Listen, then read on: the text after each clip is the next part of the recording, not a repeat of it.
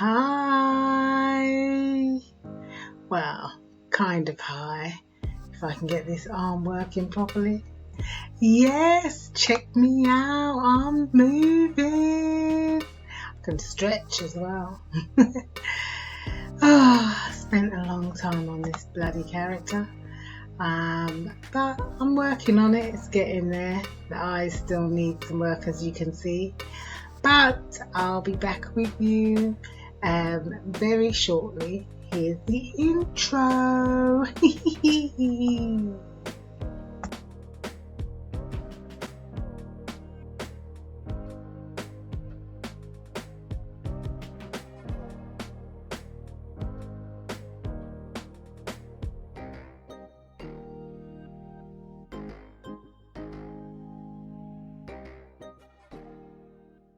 Hello. Did you like the new little character? I'm working on it. I want to get it moving actually. We'll see what happens anyway. Welcome back. Oh my god, it's like over 50 days on this journey, and I can hardly believe it sometimes. I mean, I've done more than 50 days in the past, but I've been like vlogging for 50 days, and it's a bit crazy. Anyway, 10 days. It's been a reflective 10 days, I'd say, connecting with a lot of different people online, waking up or sometimes staying up later than I should to join some of their vlogs and live chats, and that is, I must admit, it's been informative and inspirational. Like, it's nice seeing the ups and downs of people's journeys. I have some of my own ups and downs, so I'll tell you about that a bit later. And I think this post I'm going to try and be a bit more reflective, and I hope you enjoy it. So let's get on and see what has been happening with the body.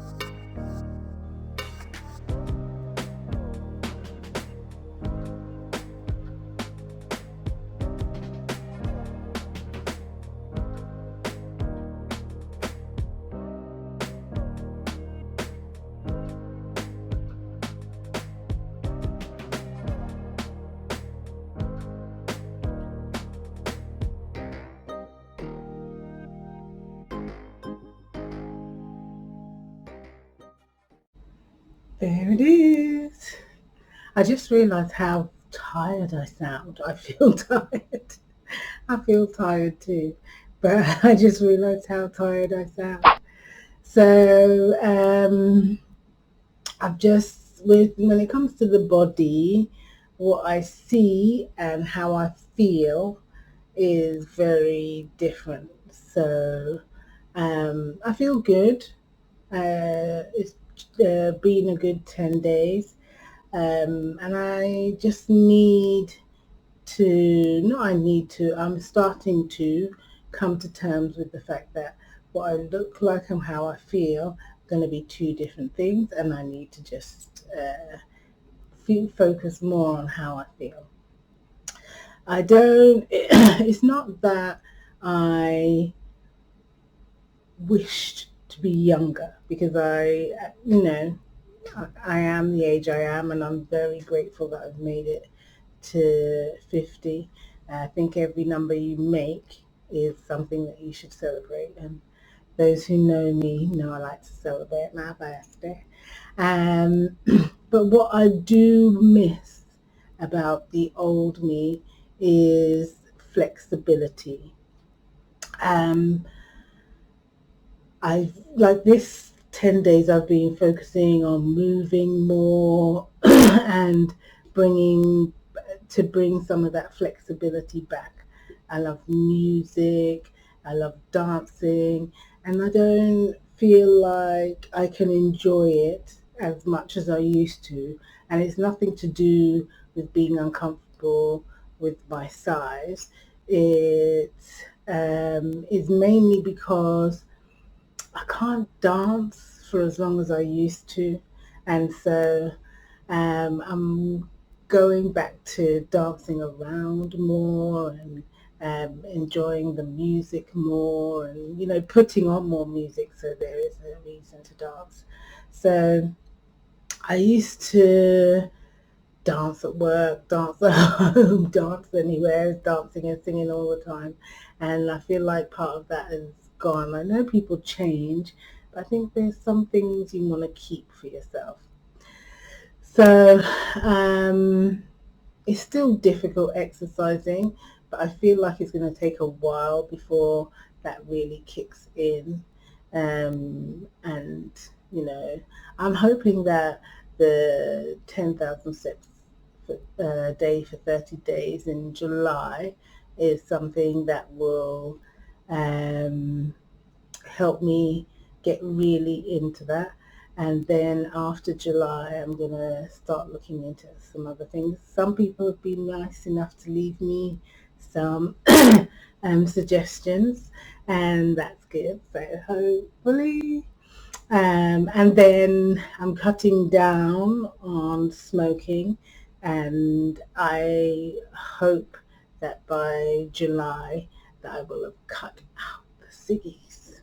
So that's my plan for the next 10 days. Time for the lifestyle. Got some nice little juicy updates for that.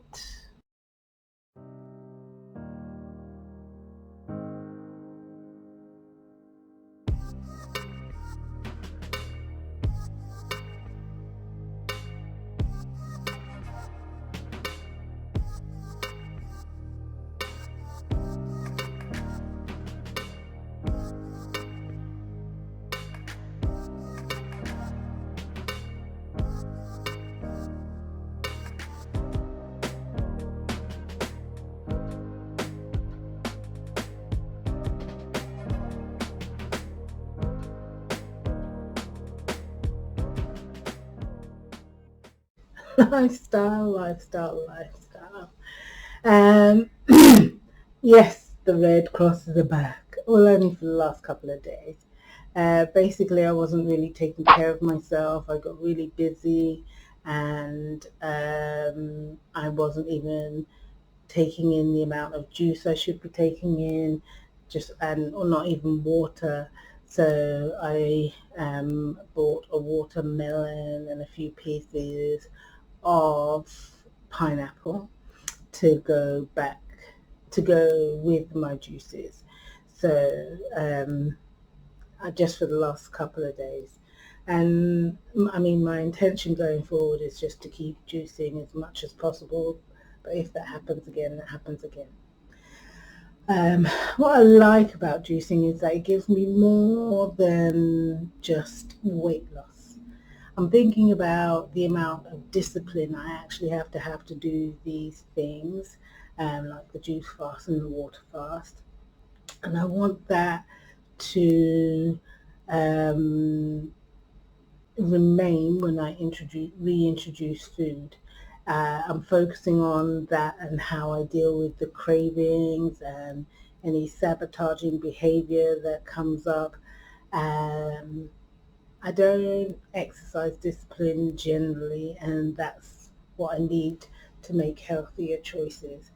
So I never had any excuse for not doing that. I just never really thought about it. So now I have to really consciously think about it. The thing is, I actually like quite a lot of healthy foods, but I generally go for the quick and easy option. I'm not, I wouldn't say that I'm a big fan of grease, but if that's basically if I don't see it floating. You know what I mean? Like grease floating on top of things. But when I look back now, I realize how much greasy food I consumed, which was not good. So it's something to say that I don't like greasy food, but it has been a big part of my problem. But the thing is, I love kale. Oh my God, I love rocket and spinach. I've loved spinach for as long as I can remember. And as soon as I discovered rocket or arugula, I think you call it, I can't remember what other people call it. But as soon as I discovered that, I was in love with it. I like lettuce, probably why I've been craving lettuce wraps as soon as I saw them. Basically, I'm just lazy when it comes to preparing food, and also I'm lazy when it comes to cleaning up, which is why sometimes I buy the juice, sometimes I make the juice and things like that. So you know. But I've been thinking about all of that while I've been done this juice fast. So I've been binge watching meal prep videos, trying to figure out the best versions for me to do, the best times for me to do, how many times a week. I think I would definitely need at least twice a week because I can't prepare the same meal for 7 days, or I probably can't imagine myself preparing 3 or 4 different types of meals in one go. So maybe 2 or 3 longer meal preps throughout the week when I'm not so busy, and then maybe stocking up some food. But I like things fresh, and because I do want to have more fresh and raw foods in my diet, I'm not going raw vegan, don't worry, because I want to have more of those things. I have to figure out how I'm going to prepare things. I've even seen this lady who has a video in terms of how to store your lettuce if you're gonna have lettuce wraps. So my expert section is on meal prepping, and it's for me, but it's also for you guys as well. So I'm going to try and put her in that one as well, because I think that's a good one for people who do want to do lettuce wraps as well, and they can have some lettuce stored, so it's not so much of a chore in terms of cleaning up a lettuce every day. But I think I'm babbling on too much, and maybe because I always want to avoid the numbers. But let's see how it went, shall we?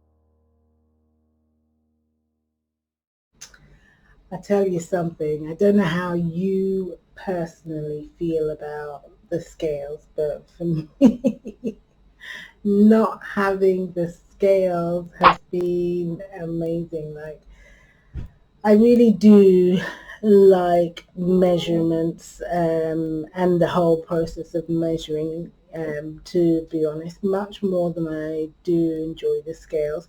You don't see a drastic difference um, with the measurements. You don't always see a drastic difference with the scales, but um, I don't know, it just gives you more of a focus on your body. So you can see that some areas are the same and some changed.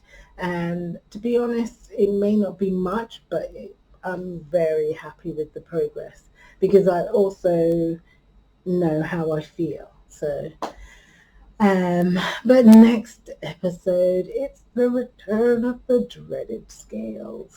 So we'll see what I've been up to. I mean, don't get me wrong, those numbers are also important to me because I want my 50-pound milestone. I want my 100-pound milestone. I want my 150-pound milestone. In terms of losing weight. So I'm not saying they're not important. They are important to me, but I think having this change, as I said, lets me focus on my body, and also it helps me to enjoy this process a lot more, and even the vlogging, because man, in the beginning and for a while, like I think only this time I'm really like, oh, I'm looking forward to it. But we'll see how I feel when I have to press create. But I think like it seems like I'm natural, or it seems like it's easy when I'm talking, but that's because I can naturally talk for England. But I actually get this kind of sickly feeling when I have to start posting it. So I kind of enjoy the process of making the videos. I'm my little character. But basically, generally starting to enjoy it more now. I don't have to think about dreaded numbers and just getting used to it. Anyway, again, babbled on enough. Time for experts. Well, it's the expert section, but it's the time for you to watch something else about meal prepping. Here's 5 ways to improve your meal prepping. Now I'm going to go into some detail on this, and honestly, this is going to be good for just about any kind of diet, but some of the stuff that I'm going to talk about is going to be a little bit more catered towards those that are doing a low-carb diet. The reality is, though, you can pick and choose everything that I talk about and apply it to whatever your lifestyle is or whatever your diet program might be. I'm just going to give it to you in a scientific way so that you truly have a reason to perform these kinds of meal prep strategies, not just some basic online listicle. So let's go ahead and let's dive right in and have some fun with this. So first off, the first tip that I want to give you is just getting rid of the confusion surrounding weighing your meat or weighing your food in general, cooked or uncooked. So people come to me all the time and ask about, hey, should I be weighing out my raw meat or should I be weighing out the meat after it's been cooked? It's important that you know the difference. Okay, first of all, I will honestly say the most important thing is just staying consistent. Okay, so above all else, if you like to weigh it out raw, weigh it out raw. If you like to weigh it out cooked, weigh it out cooked. But don't move from that. Keep that as the norm. Personally, I am a fan of weighing out cooked, and here is why. When it comes down to meat, it is so much easier to cook a larger chunk of meat and then cut it into a specific weight. To tip number 2. This one is important because it's something that a lot of people don't realize because maybe they're just not in tune with their bodies a whole lot.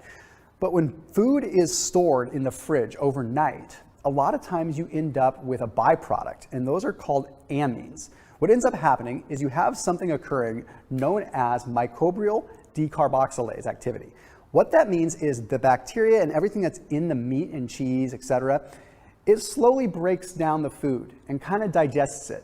And you end up with a byproduct known as amines. And these amines trigger an immune response in your body that's pretty significant. If you've heard of histamines before, and you've heard of an antihistamine, we take Benadryl when we have a histamine response as an allergy, right? Well, histamines, amines. Okay, so amines are still produced in meat when it breaks down in the fridge. So my point in saying this is follow this strategy.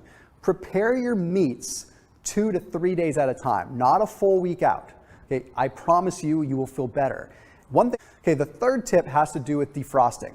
All right, and this kind of leads in from the previous tip, but when you're defrosting your food, you do want to try to defrost it in the fridge, or you do want to try to defrost it with something a little bit more controlled, like in a bag in some warm water. So a lot of people will meal prep and then they'll freeze, and that's okay. But what we have to remember happens, and this isn't trying to be negative, it's just reality, is if you cook something, you have a good degree of bacterial activity that's still occurring. Then you freeze it, and that just kind of stops the bacterial activity in its tracks. It doesn't like kill bacteria. So then, if you were to microwave it from frozen, you are going to allow that bacteria to grow really fast. That's why it's bad. That's why it can cause you a lot of issues. So fourth tip is something super practical. This is something that I had to learn the hard way, and that is don't try to take it all on at once. Meal prep the meal that is most important to you, okay, or the meal that's needed the most. For me, for example, lunch is the meal that I should be meal prepping. I can control breakfast when I'm at home. I have the discipline to eat the right thing for breakfast. I come home, I usually have the discipline to eat the right thing for dinner. Where I have issues is with lunch, and it's usually with lacking the discipline to actually set aside time to eat. So a lot of times what I'll end up doing is I'll end up grabbing something super simple. I'll end up having some almond butter and some random hodgepodge of food. So the reality is I should have been meal prepping for lunch. That's the fifth tip, is something that's really fun and random. And this actually does make sense. You should figure out what the heck your weather is that week. I can't tell you how many times we've made stew in the wintertime or crockpot food and then find out here in California it's going to be 80 degrees in January.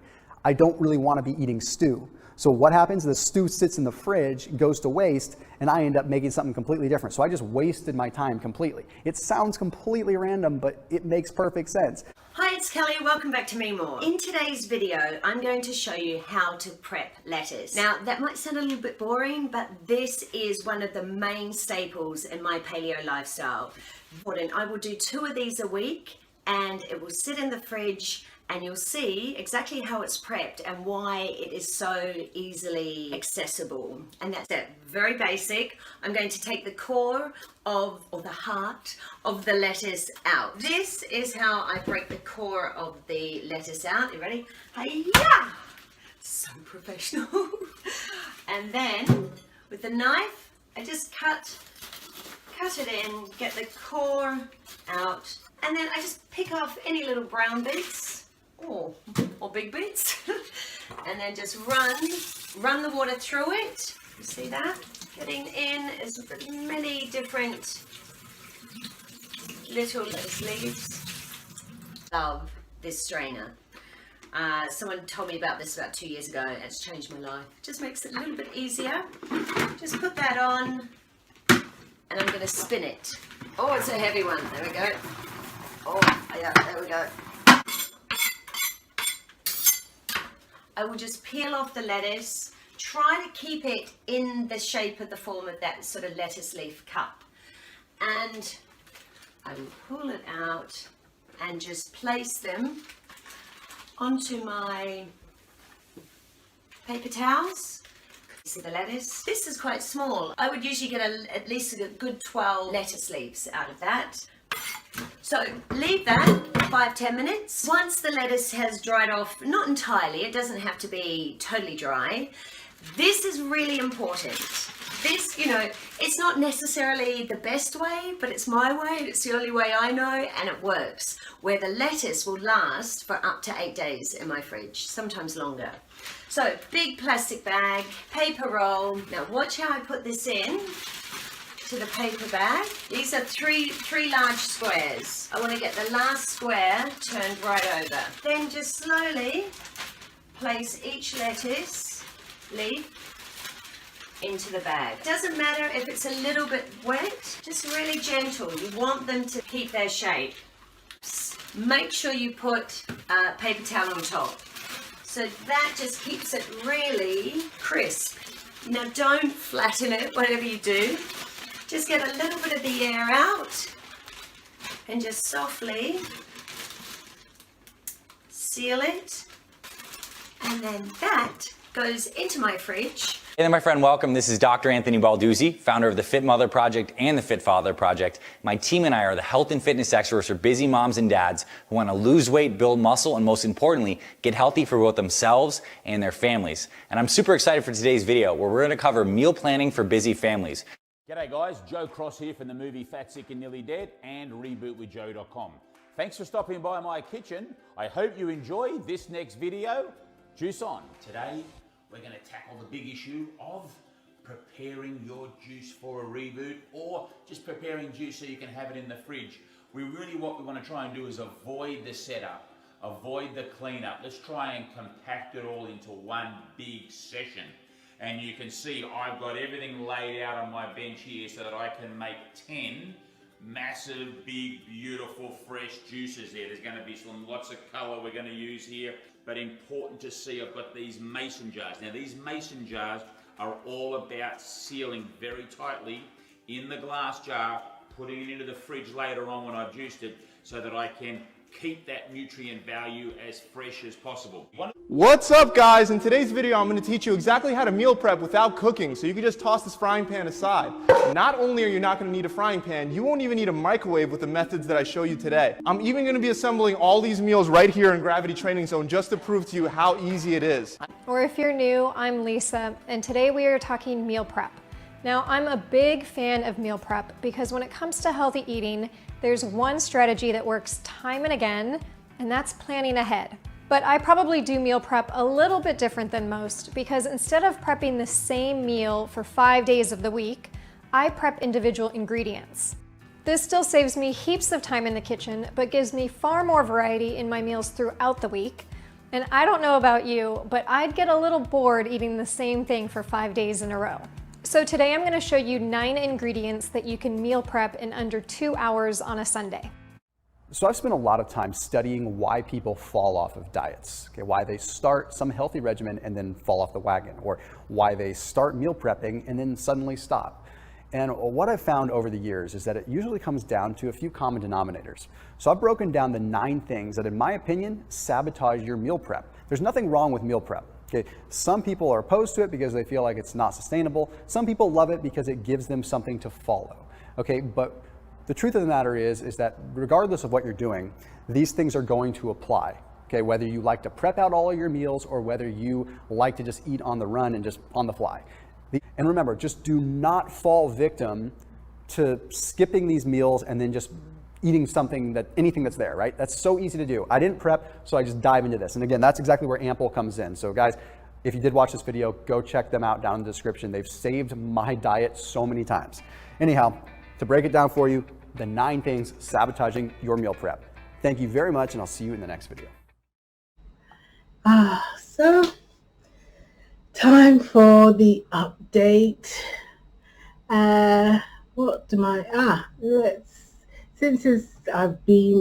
It's been a very reflective 10 days, so I'll maybe probably just talk about some of the things that I've been reflecting on, which is generally like thinking about habits and my past and everything like that. So this part I haven't been thinking of, but just to give a little backstory, I would say that I've been bigger than most of the people around me for as long as I can remember, either from being the oldest one or having a faster growth spurt, and then on after that weight. And like, it's never really impacted me in terms of my happiness or getting stuck in or doing things, because you can ask most of my family and friends and whatever, they will tell you I've pretty much most of my life had a very positive outlook on life. I don't let it stop me from doing anything that I want to do. I always imagined that I would travel the world, and I've been to 50 countries. I live and work abroad presently, and I will continue to do so for as long as I as long as I can. And I think that you know, I can really say that I don't think that's the reason that I continue to gain weight. The reason I continue to gain weight is bad eating habits and less exercise. But even though I was bigger, like I said, I was still living my life, and you kind of think, but I'm not going to be as big as this. So when I saw like 300 pounds on the scale, I was like, wow, like, Um, so I've already talked about that, but I think that I, I'm telling you like all these things about the 50 countries and everything like that because it's mainly to highlight that I continue to live my life. It didn't really impact me. I could have probably enjoyed those countries or gotten more out of those countries, but to be quite honest, I don't regret my experiences there. I really have really fond memories of most of the places that I've been to. And the the thing is now I can see that it impacts my mood and I don't know if I would say it impacts my personality, but I would fear that it could start to impact my personality. So once it gets to this kind of stage where it impacts my happiness, then it's something that I need to be more seriously about it, as well as the health blah, as well as the health aspect. Can't even speak, I'm that tired today. So the way I think about it is, as long as I keep going, this time, like previously, you fall off the wagon, oh God, that's it, I'm off, but that's because, I don't think it's because, I had a failure mentality, because I don't think that's me. I just think because it's hard. Like people can say all of the things that I've done, maybe brave or difficult or not, other people do that. They might think that way, but it's something I've always wanted to do, and I don't feel that way. I kind of like my job, I've gone with the flow. I found my education quite easy. Not quite easy, yeah, quite easy. And then I'm just doing what I love, so it doesn't seem that difficult to me. But losing weight is hard. And, I just realized in this reflection is that I haven't put a lot of, or had to put a lot of effort into anything. Like I can work hard and work long hours and things like that, but that's just the job and you're kind of really enjoying it. But this is like so difficult. So, and if there was a chance to give up, that's what I did. I just gave up. So now it's about proving to myself that I can actually do something that's hard. And yes, I am not discounting all of the things that my friends and family are going to say about, oh, you're brave and blah, blah, blah. I'm not discounting that at all. But in terms of actually doing something really difficult for myself, this is what I'm going to do. So that's what I've been thinking about.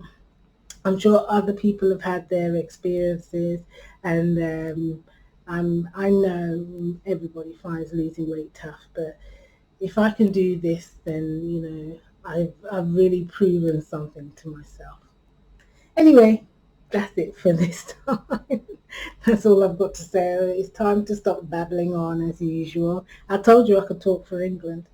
Anyway, I hope it's been enjoyable. I appreciate your support, and I appreciate the people that are following the post. It really does, like the numbers are growing, and it really does help me to realize that there are people who are interested in watching my progress. And so before I start to bore you to death with these long posts, I think it's time to hop off. I hope you have a great 10 days until I see you next time. And if you're on your own journey, good luck. I know some of my family and friends are. Good luck. Let's do this. And I will see you in 10 days. Thank you. Bye. So this is the last bit of use that I'm going to get from this little puppet for this episode. I'm hoping that I'll have some things fixed by next time. See ya! Oh, don't forget to subscribe and like and come back again in 10 days. Bye!